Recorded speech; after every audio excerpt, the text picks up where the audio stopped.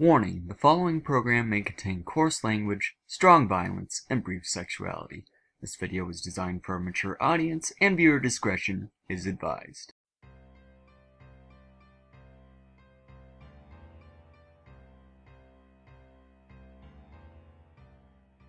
Childe of Shade Reviews, Review number 11, Sword Art Online 2.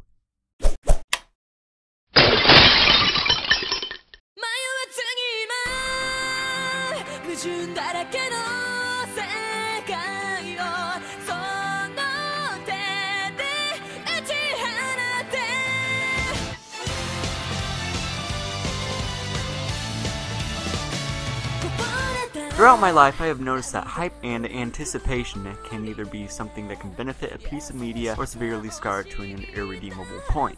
I've seen it several times before, whether it be for a game or a movie or even a book. It can often backfire on everyone except the most blindly ignorant of fans. It often gets so astronomical and blown out of proportion that it just ruins the experience, and it's a cycle that I admittedly have fallen for several times. Pretty much to the point that I largely just ignore the gaming press except for game announcements and reviews to skim over for whenever a new game launches. So it's safe to say I'm not one to pay attention to what's popular, but when early 2014 rolled around and teaser images and trailers began to surface for a little known anime called Sword Art Online 2, I began to feel that oh so familiar feeling. Now a bit of history before I go on. Sword Art Online was the fourth anime that I ever seriously watched and I easily fell in love with it. It had a wonderful premise, generally likable characters, and a gripping narrative that always kept me invested. Sure, there were problems with fan service and some logical disconnects, but to a large extent, I loved it. I loved it so much that I prepared to claim it as my favorite anime, akin to BioShock in terms of significance and importance to me. And then episode 14 through 26 happened, and I think that there only have been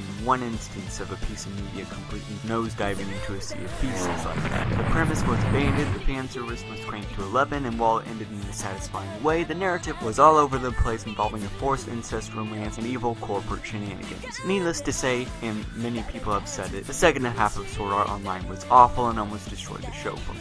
But when Sword Art Online 2 was announced, I had a little hope in my heart. After all, it's universally known that Sword Art Online dropped the ball during the second half, and maybe they learned their lesson. After all, it's set in an FPS of all things, and that's one of my favorite genres. So could this be a return to form? So for the third time, I tuned into the 2014 summer season of anime and watched the show with much anticipation, and unfortunately, I pretty much met my realistic expectations. So everybody, is this world of guns and shootouts contain the same spirit that made Sword Art Online the juggernaut that it is today, or is this a traumatic memory that should have been buried and tuned out as much as possible? Ladies and gentlemen, put on your nerve gears, synchronize into the server, and tune in and find out.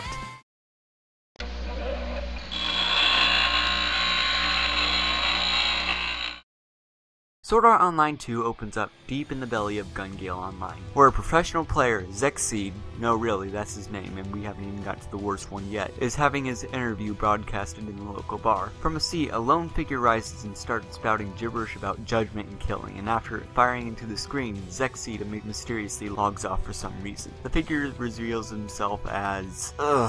here it is, one of the worst names ever. Death Gun. Yes, Death Gun. Are you guys finished laughing now?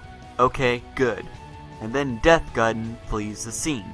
A few days later, Zexseed is found dead in his apartment by unknown means. Naturally, after the events of the SAO incident, the Japanese government wants to get involved in who's a better candidate than the absolutely flawless Kirito, who plays video games flawlessly and has an always growing harem following him around along with his girlfriend Asuna. Anyway, after talking to his friends and family for a bit, telling them that he's taking a break, Kirito enters Gunland Online where he meets Shootin, a professional sniper and pro player for the game.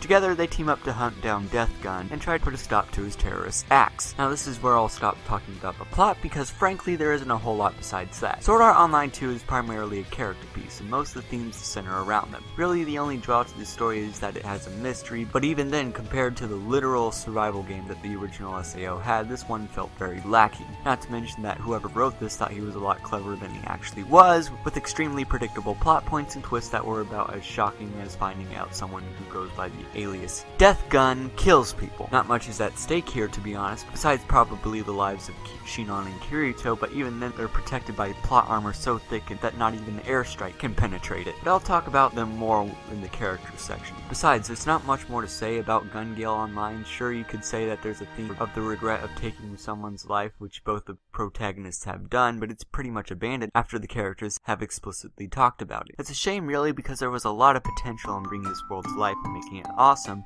but the plot just took itself way too seriously and didn't have enough substance to keep me interested. Now I'll briefly mention the two arcs that follow Gun Gale, which is Excalibur and Mother's Rosario, but my feelings pretty much mimic what I said earlier.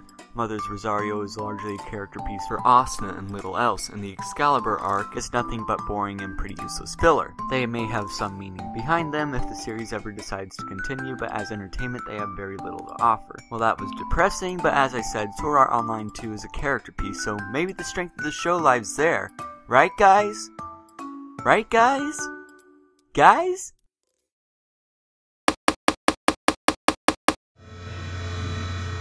While they weren't the deepest or most meaningful of participators, for the most part, I really enjoyed the cast of the original SAO. Sure, Kirito was a little perfect and most of the female characters ended up falling head over heels for him, but they all had a goal to obtain this terrifying new world that they were thrust into. Even though there isn't a whole lot of characterization for some characters, you could really feel the emotions they were going through as they lost someone they loved or were in a dangerous situation. But by far the biggest stars of the show were Kirito and Asuna, who started out as complete strangers and eventually grew into a loving couple as the events of the game transpired. Some people claim that the romance felt forced, and I don't know what those people are talking about. They don't just fall in love the moment they see each other, and it isn't just Asuna falling head over heels for Kirito. They warm up to each other, they fight and do missions together, and after a life-threatening situation, they fall in love. They just don't see each other then magically develop feelings, they have chemistry, and that's something that many anime can learn from. However, that's the original SAO, and this is SAO 2, so surely this one makes strides to be better than the original. Also, you said that SAO 2 was mostly a character piece, so they must have improved or expanded upon the foundation they laid in the original. Well, sadly I have to tell you that that's not the case here, and what good ideas that come to fruition here are almost immediately stamped out by the bad writing and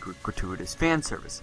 I'll start out with the new female lead, Shootin, who for the most part is pretty alright, with coming off as a strong independent lead at first, with a, well, I have a couple problems with her backstory, but for the most part it's solid and relatable. But as the show goes on, she gets shallower and shallower, for that independent persona is ripped away for a scared little girl motif that Kirito constantly has to jump in to save. Even worse is the fact that since she's a woman, the show takes advantage of her various lady parts by panning and zooming in on it during the worst moments possible. Come on guys, I know part 2 of SAO had tons of fan service too, but that was one of the reasons it was so bad. Do I need to bring up the tentacle monster again? Do I? For the most part, I don't hate Shootin, but I do think that she was somewhat of a missed opportunity, and I think that it's only going to get worse for her from here on out. However, now we get to talk about everyone's favorite character, Kirito, the protagonist of the first series and for the Gun Gale Online arc as well. I'll start out by saying this. During the events of the original SAO, I did not think that he was a bad character. Sure, he was Super Mary Sue and none of his plights were actually his fault, but for the most part, I liked him in SAO 1. At the very least, he was charming and had ambitions and a livelihood that made him relatable. For the most part, I really liked Kirito and always ignored the people who badmouthed him. But sheer...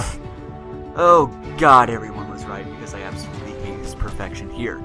Kirito, for the most part, never changes over the course of the show, and his Narisu nature just shines like a blinding sun, and not in a good way. Pretty much everything goes right for him, and he was just so overpowered and ridiculous that all tension is sucked out of the show. Oh dear, he seems to be struggling with guns, but luckily this game has lightsabers that deflect bullets flawlessly when he spins around like a hyper-caffeinated Yoda. Oh, these vehicles are extremely hard to drive. Oh, good thing Kirito can drive perfectly because of his maxed out agility stats and can even name a sniper rifle and drive simultaneously.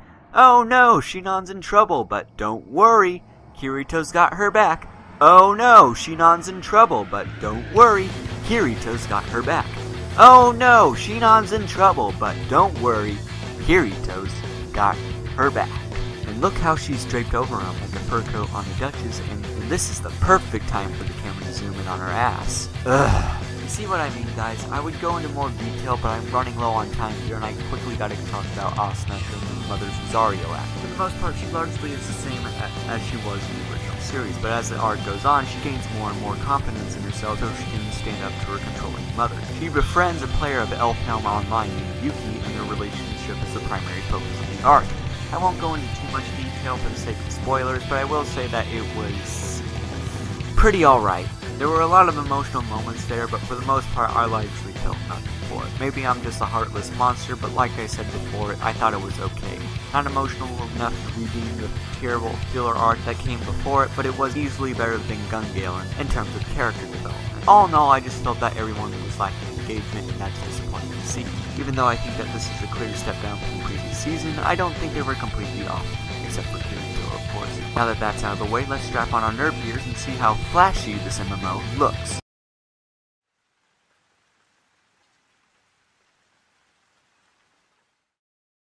A1 Pictures has always been competent at their job, and while they haven't quite reached the peaks that Kyoto Animation and Ufotable have set, they have been known for making some extremely fluid and appealing looking shows. The original SAO was one of these, with its great art direction and smooth as water action scenes that had a great use of particle effects. For its time, it looked extremely solid, but that wasn't back in 2012, so how does it look now? Well, largely the same, unsurprisingly. It still maintains the good art style and fluid animation of its prequel, and this is pretty impressive considering how many projects A1 Pictures was juggling during the time. However, there is one thing hanging in the back of my head, which is the fact that while I was watching the series, I never quite saw anything that made my jaw drop or go, wow, this looks stunning like it did in the original SAO. Maybe it's the fact that Kirito, Shinon, and Death Gun all have good designs where everyone else looks like it came from an anime-themed FPS starter kit. Maybe it's the fact that they halfway through the series, we go back to Elfhelm Online, which kinda looks silly with its elf avatars. Maybe it's because I was so bored with the characters and their perfect situations that I didn't pay too much attention to the visuals and just found my mind wandering off. Like I said before, the show doesn't look bad, it's just that I can't think of anything that really stood out. But I'll give credit where credit is due, and I'll give it a gold star. Not eye-meltingly astounding, but nowhere near the line of average either. Well, that was a decisive win, wasn't it? Let's tune into the victor's channel and see what he sounds like during his victory speech.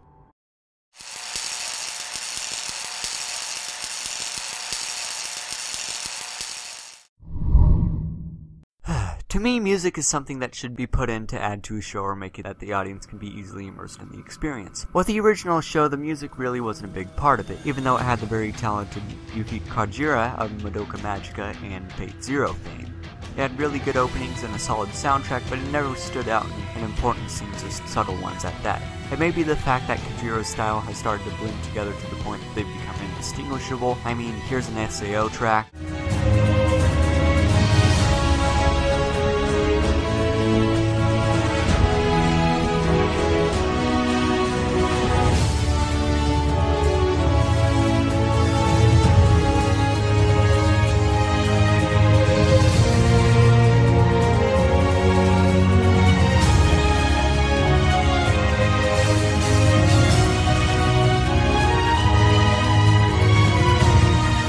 Here's one from Madoka Magica.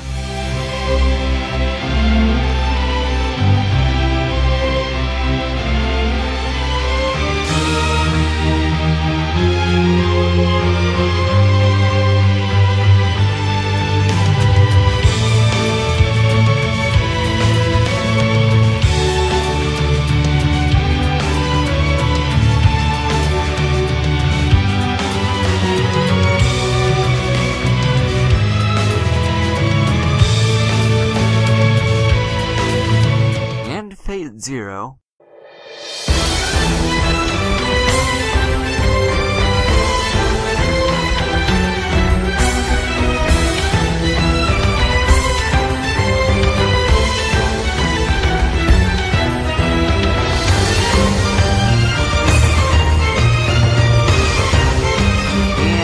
Get the idea. Here it's pretty much the same and the tracks did sound nice isolated, but I struggle really hard to figure out where this music stood out at all. The orchestras are there, the vocals and chants are there, and the feeling of massive potential is there, but it never quite reaches that level. The opening Ignite is pretty good, but not quite on the level of Crossing Fields in my opinion. Second OP Courage is rather forgettable.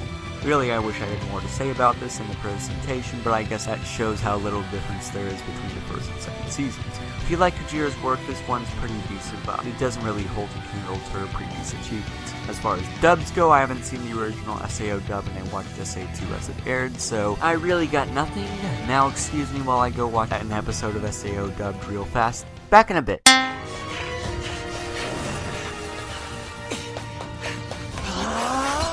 got this! I can do this! This world can't beat me!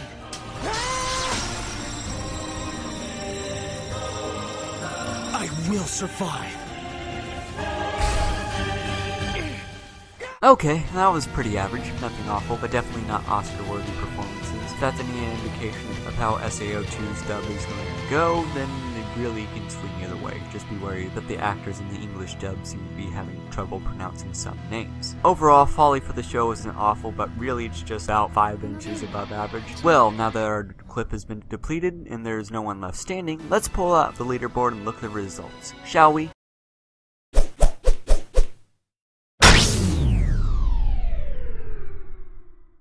From its setting to its characters, there was a lot riding on Sword Art Online 2's shoulders, and the expectations on what it was going to be was easily crapshoot at best. I mean, a lot of other fans were hoping and praying for the slightest indication that the show would turn around and be what it was during its first 14 episodes, but sadly that wasn't the case, and even though it was better than the first season's second half, it didn't blow me out of the water like the start of the previous season. It had a bunch of good ideas, but they are quickly stamped out by the relentless fan service and over-reliance on Kirito being the second coming of Christ. The setting and the layout of the plot are solid, but the writing is amateurish at best and gets pretty bogged down by the rough patches of overly serious scenes. The second half is 40% filler, and while it has good development arc, it can get pretty boring during some instances. At its core, it's just a huge mountain of wasted potential, which is more than a little disappointing. Honestly, I don't hate it on the level that I hate Akame ga Kill, but at the same time, Sword Art Online, I'm kind of just done with you. You had your time in the spotlight and it's over now, and you're not making any strides to change your ways. Every time we tried to bond, you got distracted by some girl that was passing by and you wouldn't stop taking photos of her ass. Whenever we got into a discussion about storytelling, you would get these really outdated methods that you thought were brilliant. Whenever something remotely looked like trouble sprang in our way, you just yelled for Big Brother Kirito to come in and magically fix anything like he was some kind of genie that you had complete control of. Listen, we had fun, we really did, but enough is enough, and I think this is what is best for us. Maybe we can see each other from time to time for a few drinks, but other than that, I think it's time to move on, my friend. Take care of yourself, because trust me, you need to. So after assessing other players' locations, pulling out an energy sword, and doing twirls like a demented traffic cop to deflect a barrage of bullets, and then pulling out my sniper rifle to pull off a no-scope, I have decided to give scores appropriately to story, characters, presentation, sound, and overall enjoyment of said series. Starting with story, which gets a disappointing 4.5 for relying a bit too much on old tropes to make the plot points seem more shocking or mysterious than they actually were. Next there's characters, which gets a slightly better 5.75 for having some development near the end, but at the same time is hampered by our two main leads of the Gunland online art. Presentation gets a good 7.5 for having a good art style and pleasant animation, but being somewhat unremarkable in some instances. Falling a bit short of that is sound, which gets a rather 6.25 for sounding nice, but not really going that extra mile to make it unforgettable. Lastly, there's enjoyment, which gets a middling 5.25 for its over-reliance on us caring about the characters in somewhat waste of a new setting. Tallying all the scores together, I ultimately pass judgment on Sword Art Online 2 and give it a 59%, along with the recommendation to stream rather than buy rating. For all its faults, SAO2 is not a bad show just as much as it is a flawed and disappointing one. If you really, and I mean really, enjoyed the first season, faults and all, I can see you enjoying this, but if you hated the show or never really saw its appeal, this isn't going to change your mind. Unfortunately, I don't think SAO is ever going to go back to its former glory, but who knows what will happen in the future. So you may be wondering, well, how do I watch this particular show? But I know that's none of you out there. Well, luckily, SAO2 is available completely for free on both Crunchyroll and Hulu streaming services. No premium membership is required as long as you watch it with ads, but some of you are wondering, will I kinda want to own this series? Well, allow me to dunk your head into reality's harsh waters and tell you that SAO2 has licensed by Aniplex, who are known for their ludicrous pricing structure, Persona 3 movies, Fate Zero, Fate Stay Night, so be prepared to pay for 4 different volumes, each containing about 6 different episodes, for around $90 US each. that's Aniplex for you. Huh, guys, I would really only tell the most diehard of fans to buy this, but that's your money, so do what you want with it. For other recommendations, I'll start with a piece written by the author of SAO, Yuki Kajiura, which is Excel World. It has MMO elements and science fiction too, but be wary that the main character is not quite on Kirito's level. As for something else, well, I could say Log Horizon for its similar premise, but that would be a bit too easy, so I'll go on a tangent here and say Final Fantasy XIV for being a solid MMO that had some of my friends in its unrelenting grasp. I've heard nothing but good things about it, so I think it's safe for a recommendation here. Anyway, that's it for me, guys, and thanks again for watching, and look forward to something a tad bit different for the next review. As always, any criticism is appreciated, so feel free to leave a comment down below, and look forward to something fateful coming up from the next review. Maybe I mentioned it earlier, but anyway, thanks again, ladies and gentlemen, and I'll see you next time. I wish to numb my heart against the pain and take it away, because there must be more than this.